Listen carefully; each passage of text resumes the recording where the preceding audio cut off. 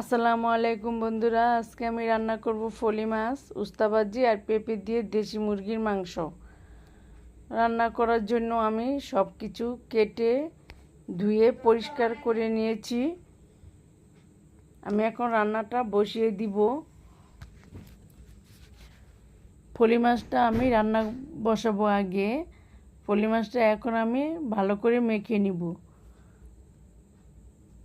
কড়াইতে আমি ফলি মাছ, টমেটো কুচি, কাঁচামরিচ কুচি, পেঁয়াজ কুচি এবং আদা রসুন আর হলুদ মরিচের গুঁড়ো, স্বাদ মতো লবণ, তেল দিয়ে মাছটা আমি ভালো করে হাতে মেখে নিব।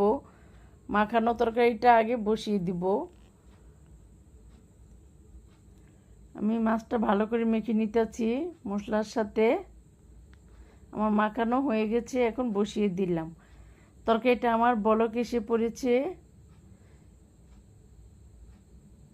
আমার তরকারিটা হয়ে এসেছে। এখন আমি ধনিয়া পাতা কুচি দিয়ে দিলাম, একটু নেড়ে দিলাম। দেখেন কত সুন্দর একটা কালার হয়েছে। আমি তরকারিটা নামিয়ে ফেলেছি। এখন মাংস রান্নার জন্য আমি সব মশলা উপকরণ দিয়ে মশলাটা আমি ভালো করে কষিয়ে নিব। আমার কষানো হয়ে গেলে মাংসটা দিয়ে দিব। মুরগির মাংস, স্বাদ মতো লবণ দিয়ে দিলাম। আমার মশলাটা কষানো হয়ে গেছে। এখন আমি মুরগির মাংসগুলো দিয়ে দিব। মুরগির মাংসটা দিয়ে আমি ভালো করে নেড়ে দিতেছি কষানোর জন্য। দেশি মুরগির মাংস তো একটু শক্ত থাকে, তার জন্য ভালো করে কষাতে হয়। আমার মাংসটা কষানো হয়েছে, এখন পেঁপেটা দিয়ে দিব।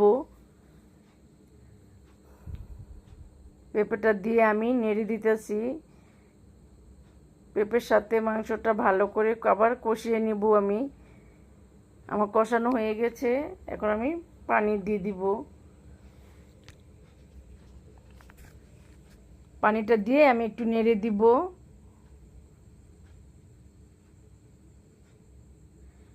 নেড়ে দিলাম।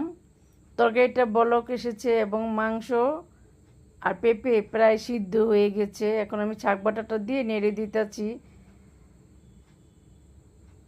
আমার তরকারিটা হয়ে গেছে, আমি নামিয়ে ফেলবো।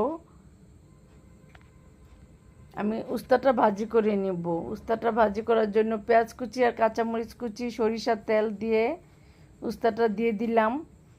এখন স্বাদ মতো লবণ দিয়ে আমি নেড়ে দিতেছি।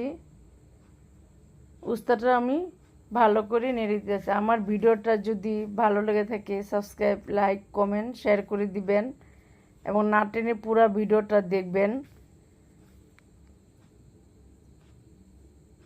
উস্তাটা ভাজা ভাজা হয়ে গেলে আমি নামিয়ে ফেলবো।